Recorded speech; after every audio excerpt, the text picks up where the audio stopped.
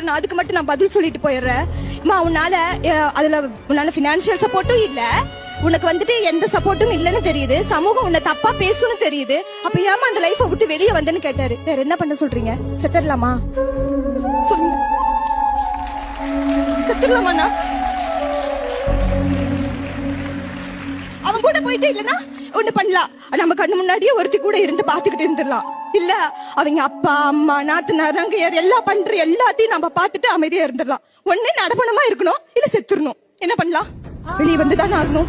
இங்க நான் உங்க முன்னாடி வந்து நிக்கிறேன்னா நான் அந்த சிச்சுவேஷன்ல இருந்து வந்திருக்கேன். ஹாஸ்பிட்டல்ல போய் வேலை கேட்டேன், பாப்பா வச்சுட்டு கோவிட்ல டியூட்டி வந்துருச்சு.